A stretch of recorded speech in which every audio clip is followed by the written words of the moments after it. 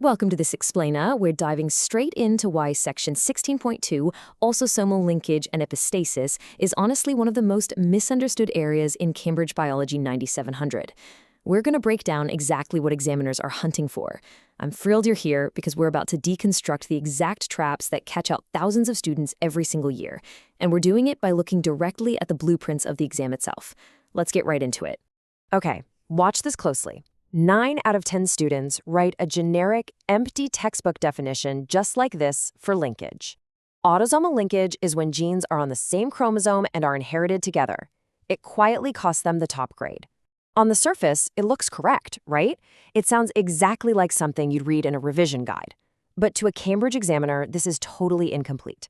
It's an empty fact floating in a void, completely disconnected from the actual biological scenario presented in the paper.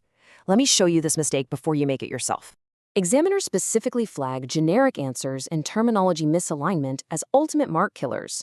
We're talking about things like confusing homozygous with heterozygous, or missing procedural steps entirely. It usually starts with standard biology terms that just aren't tailored to the specific stimulus. Then, marks just vanish for using the right term in the wrong context. And finally, a massive deficit hits when you neglect clear notation in your calculations. So, what's the real difference between a passing grade and an absolute A-star? It's abandoning those standard, generic biology terms. Instead, you've got to tailor your definitions strictly to the specific stimulus or scenario provided in the exam. When the question asks you about autosomal linkage in a specific species of fruit fly or a particular plant, your answer absolutely must integrate that specific organism, its unique traits, and the exact data provided. Simply put, generic answers are empty answers. Section 1, the 5-step procedural framework. To lock in that A-star, you have to follow a precise sequence. Step 1, deconstruct the command word. Are they asking you to describe, explain, or evaluate? Step 2, extract the stimulus data by highlighting the key figures. Step 3, lock in your analytical framework. Step 4, execute with clear notation and totally visible step-by-step working. And finally, Step 5, tie your final presentation strictly back to that specific scenario. If you want those top-band answers, just follow this progression. Pinpoint the core concept, explicitly quote the data straight from the provided tables, build a logic bridge using your scientific reasoning, and refine the whole thing with syllabus-specific terminology.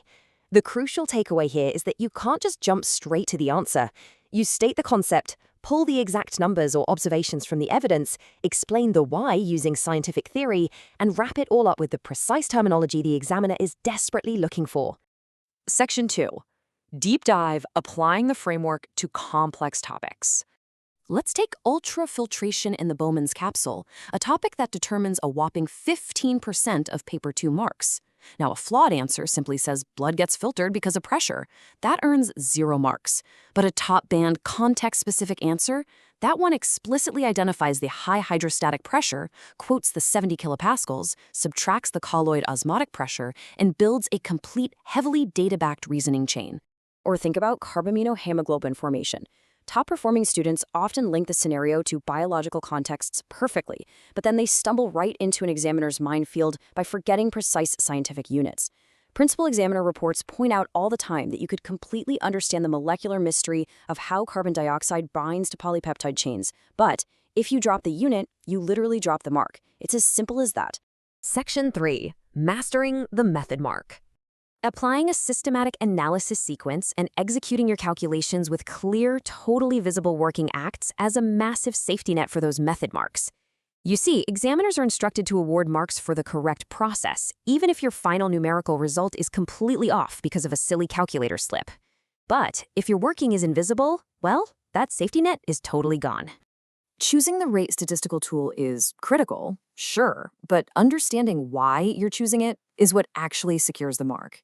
You absolutely must know to use a t-test specifically for comparing the means of 2 datasets, chi-squared for categorical data, or goodness of fit, and correlation tests for determining relationships.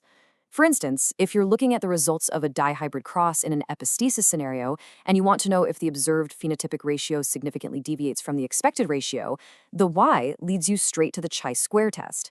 Identifying your analytical goal is always the very first step to securing those methodology marks. Section 4, the interactive challenge. Okay, let's put this to the test. Listen to this flawed student answer regarding an F2 generation test cross and see if you can spot the single fatal terminology error. I'll give you a second. The F2 phenotypic ratio is 3:1 because the parents are homozygous. Think about the biological reality of that statement. Where exactly is the contradiction? Did you catch it? If you spotted the terminology misalignment between homozygous and heterozygous within the context of a linkage question, you are now thinking exactly like a Cambridge principal examiner. A classic monohybrid F2 ratio of 3:1 comes from crossing two heterozygous parents, definitely not homozygous ones. Homozygous parents would yield entirely uniform offspring. Using the wrong term completely invalidates the scientific reasoning, even if the student vaguely understood the underlying concept. This is exactly why precise terminology is completely non-negotiable. Section 5. Final exam takeaways. To secure those top-tier grade boundaries, treat this as your absolute final checklist. You must remember to double-check your units, throw out those generic answers, and forcefully link your evidence to the specific biological scenario they provide. Write down all your steps, use the exact language from the syllabus, and always, always tie your scientific reasoning straight back to the data right in front of you. Keep practicing those past paper questions with this entire framework in mind, and you're going to completely transform how you approach Cambridge Biology 9700. As you head into your exams, I want you to ask yourself this one provocative question. Are you truly analyzing the living, dynamic biological systems presented in the stimulus? Or are you just repeating what you memorized from a textbook?